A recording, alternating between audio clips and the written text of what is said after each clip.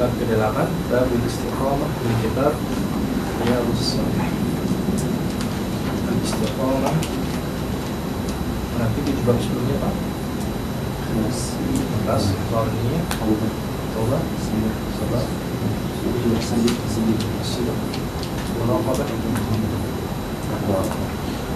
Takwa, al-yakin, wal tawakkul, al-istiqamah.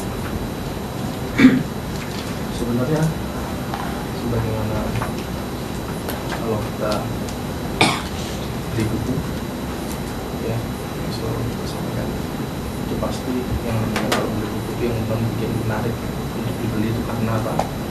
Kita tahu prolog ya, terus kemudian kalau perhatian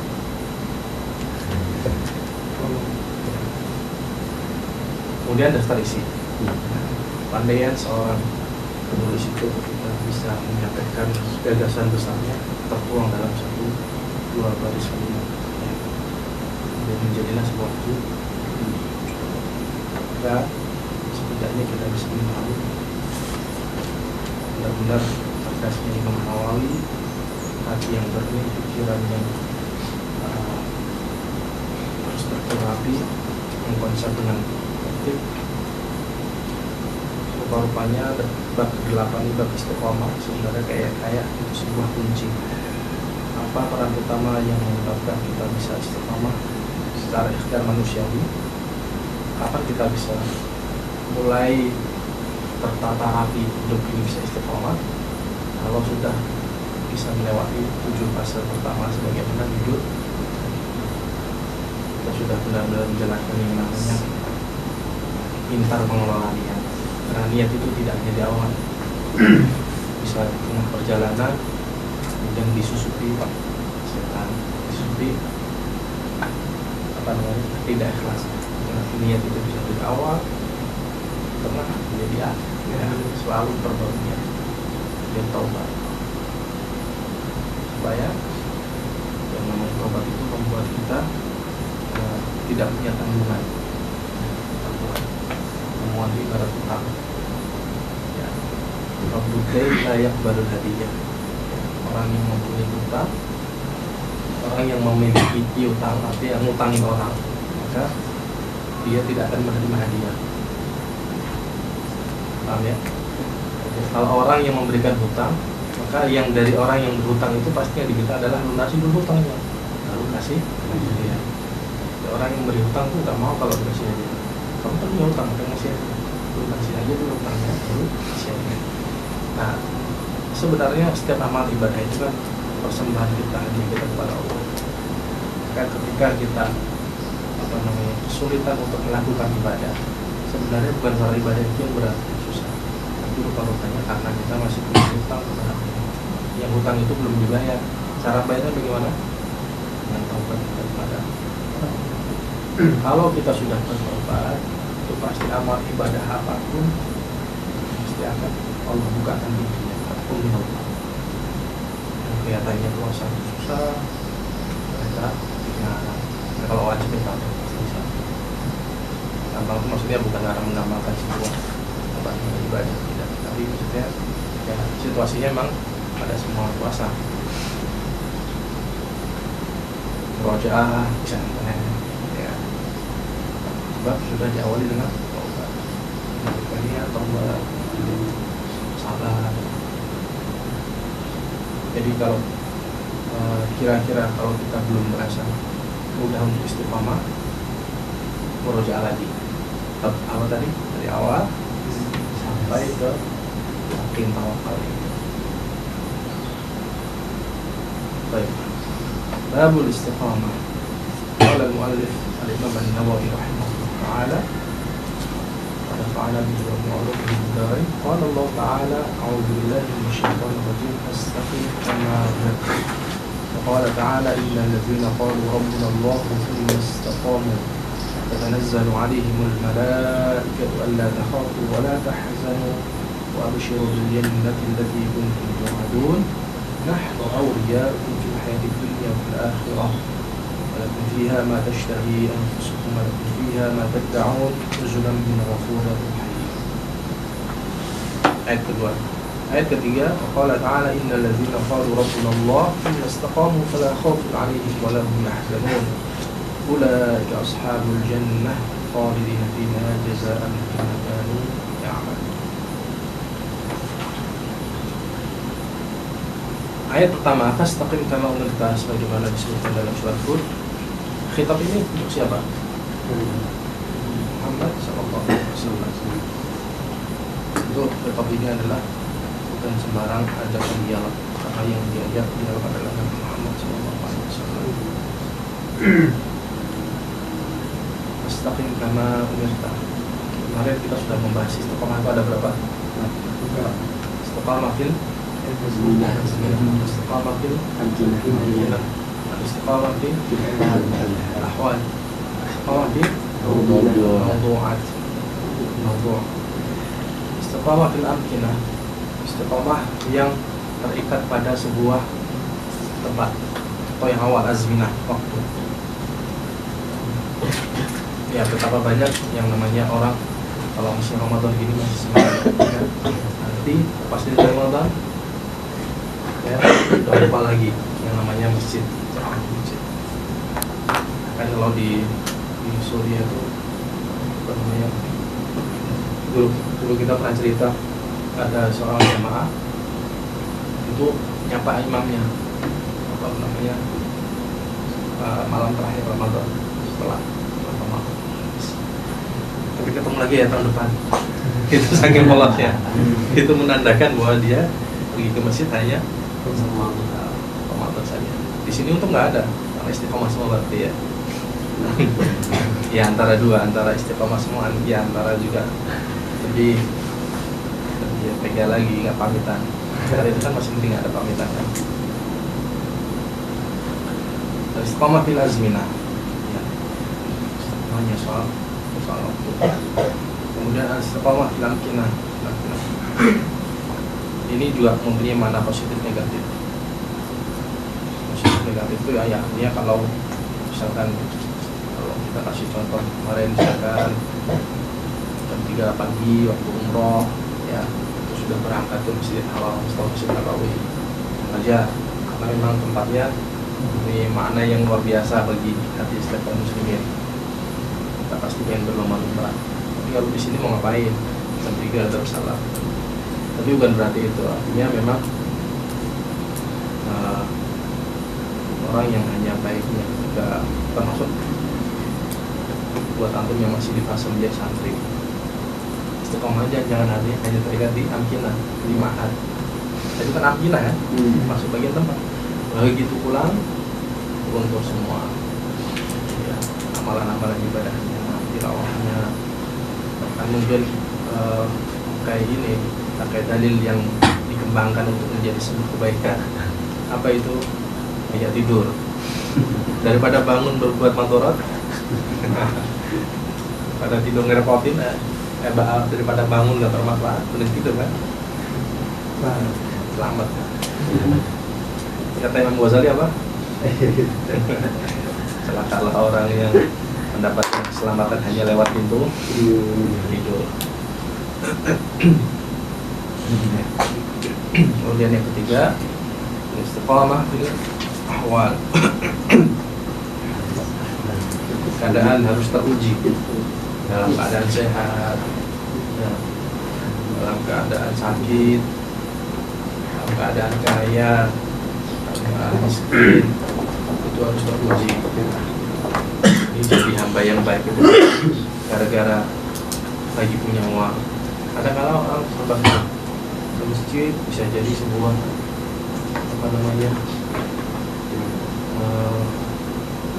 stempel, ini orang-orang yang miskin, orang-orang yang susah. Coba kalau ingat sudah lupa. Bisa juga kebalikannya, pas ingat itu karena pas lagi nyaman punya uang, itu susah sibuk kerja.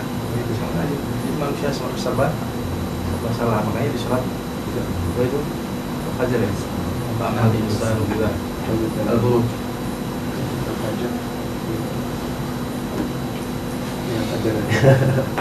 Amma al-insan idza mubtalahu rabbuhu fakramahu wa na'amahu fa yaqulu rabbi. Jawabannya terakhir kalla. Nggak begitu. Kemudian istiqamah fil mawdu' itu artinya dalam bidang tertentu, misalkan istiqamah bisa baik sama orang lain, bisa keluarga dan lain, ya. Bisa baik sama orang lain, tapi sama orang tua tidak baik. Itu hati-hati. Kuncinya sebenarnya istiqamah bukan suatu hal yang menunjukkan betapa beratnya kita diminta Allah untuk istiqomah itu sebenarnya bukan. Coba kita ambil sudut pandang ya. Istiqomah itu satu-satunya amalan yang berat. Karena kalau melakukan kebaikan sehari itu gampang. Tapi yang berat untuk setiap hari. Murojaah kalau masih punya hafalan juz 1 tok itu gampang. Kalau sudah 30 juz nah lebih susah ya. Tapi istiqomah itu susah.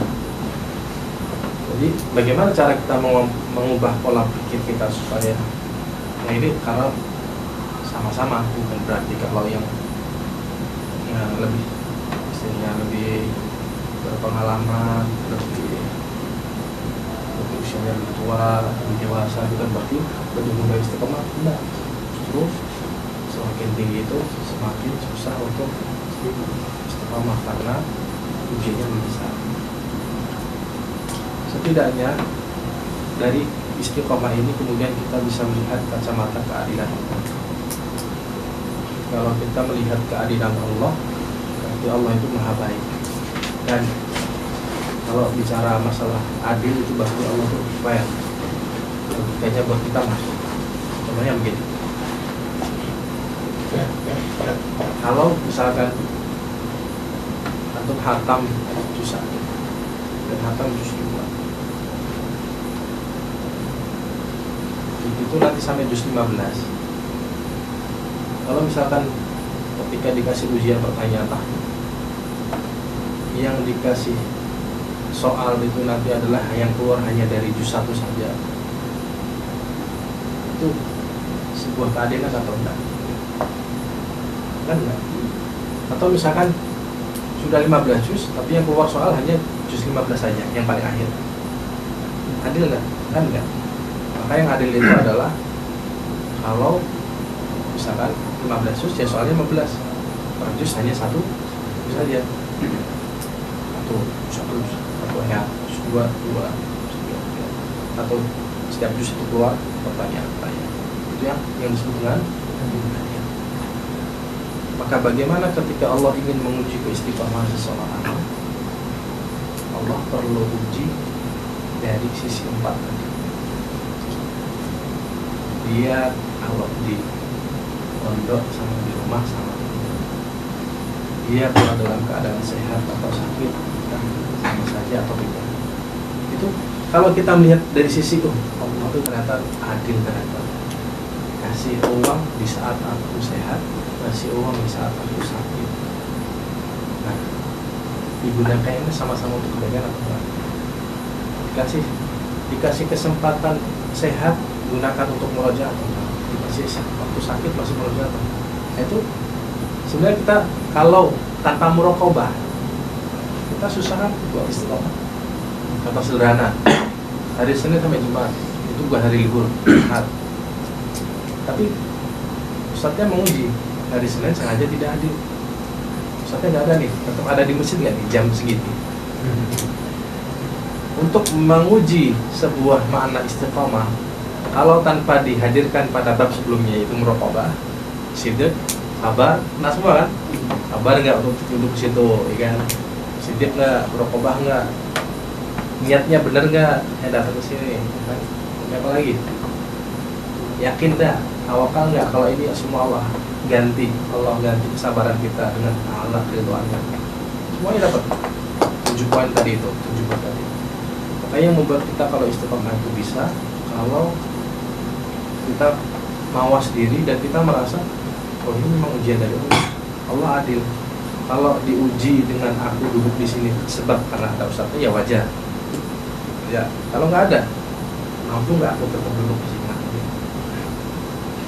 Sebenarnya istiqomah itu adalah untuk keadilan Allah ketika memberikan ujian dalam berbagai keadaan yang kalau Allah memberikan ujian hanya dalam keadaan tertentu, berarti itu tidak lebih enteng kan? Artinya melihat bahwasanya aku harus istiqomah karena dalam kondisi sekarang pun aku nggak aman. Ini memang Allah pengen melihat aku sehat begini dipakainya buat baik dan lain. Jadi istiqomah sebenarnya adalah perintah yang paling mustaqim. Tapi dari sisi kalau kita mau melihat bahwasanya bentuk kasih sayang Allah, keadilan Allah, kayak kita tadi ujian tadi loh. Apa yang saya udah 15 sudah saya persiapkan dengan baik, yang keluar cuma ada jus 1 gitu, kayak kesel gitu kan, meskipun senang tapi kayak lain gitu loh. Tapi kalau misalkan kemudian kita mempersiapkan dengan baik dan bisa menjawab, itu rasa bangga, senang, ada sebuah prestasi yang bisa dihadirkan, usaha-usaha maksimal, dan kita juga merasa dihargai. Atau misalkan sekolah kuliah gitu, kemudian apa namanya soal bahasa Indonesia misalkan, ya keluar susunlah kalimat ini menjadi kalimat yang benar, kan kayak aku nggak dihargai. Apa ya, saya sekolah mahal-mahal udah lama-lama gitu kan, soalnya cuma gini doang gitu. Jadi istiqomah itu sebenarnya buat penghargaan buat kita atas keadilan Allah ya, tapi tanpa 7 poin tadi itu kita tidak akan beserta mau.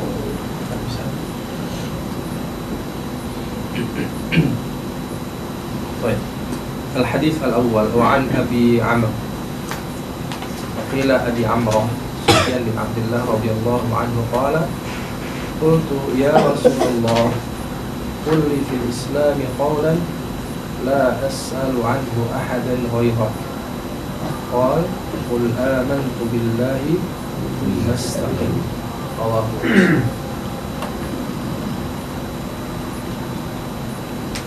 Dari Abi Amr, ada yang menyebutnya dengan Abi Amr. Sufyan bin Abdullah radhiyallahu anhu qala qultu ya Rasulullah, aku berkata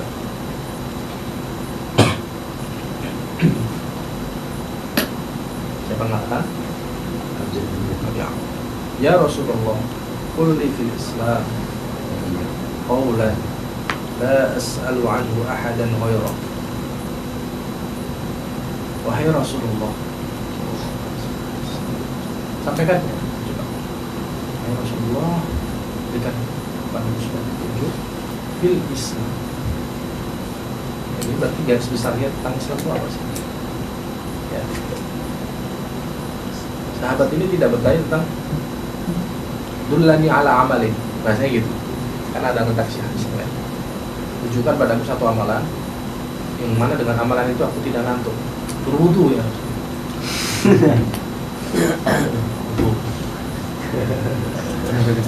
Ya Rasulullah, qul li fil Islam, tunjukkan padaku tentang sebuah ciri khas dalam berislam itu apa?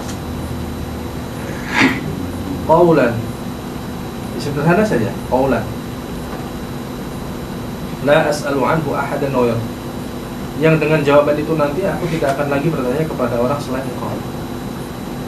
Qul amantu billah tsumma istaqim, katakanlah berimanlah kepada Allah kemudian istiqomah.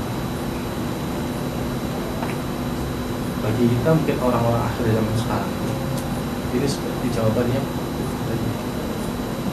jawaban template. Template itu ya kayak sebuah rumusan yang tidak pakai utak-atik. Ya tahu lah tuh arti tadi. Sederhana, simple. Ini membahas dari apa namanya konteks zaman sekarang, bukan membahas dari jawaban Rasulullah SAW. Tentu beliau mempunyai jawab al-kalim. Ya, kalimat-kalimat yang beliau sampaikan itu memang sederhana, tapi maknanya tinggi. Artinya, secara kalimat memang hanya amantu billah, qul amantu billah, tsumma istaqim. makna dari iman kepada Allah tidak perlu kita bahas pada orang-orang zaman dulu. Orang zaman sekarang untuk kokoh pada keimanan itu berat. Ya. Misalkan contohnya, hari ini misalkan antum saksikan, katakanlah untuk menjadi seorang yang hamil Al-Quran, orang yang menghafal Al-Quran. Kemudian di sisi lain ada satu fakta yang mana dengan hafalan Quran si fulan yang dimiliki ternyata bisa dijadikan sebuah konten, kemudian membuat dia kaya, ya, membuat dia terkenal. Itu memang menghadirkan sebuah dilema. Kalau kita harus mengimbangi konten-konten yang tidak baik itu, tapi di sisi lain itu membuat kita yang sedang belajar ikhlas itu susah. Itu apakah buat keimanan? Keimanan itu bukan kita percaya hanya kepada Allah sebagai Tuhan itu, enggak. Tapi konsekuensi keimanan. Jadi kita bicara itu bukan soal imannya saja. Konsekuensi iman itu berarti adalah kita berpegang teguh pada bahwasanya keyakinan yang aku pegang ini benar. Artinya kalau misalkan cara menghafal Quran yang benar itu begini, kemudian ada cobaan-cobaan yang lain, hadirlah orang yang hafal Quran misalkan sebulan siapa entah, tapi ternyata dengan itu kayaknya lebih mapan hidupnya kalau dengan lebih tenang, nah gitu kan, macam-macam seperti itu.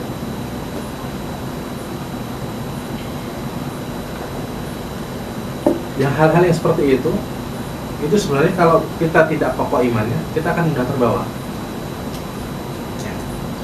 Amantu billah, mas, tapi kemudian istiqomah. Jadi bicara iman itu adalah sebenarnya menyangkut konsekuensi dari iman itu sendiri. Lihat teman-teman kayaknya apa dan Quran gitu aja gitu kan. Cara yang kuliah ini kelihatan apa ya? Itu ujian itu. Ujian. Berat.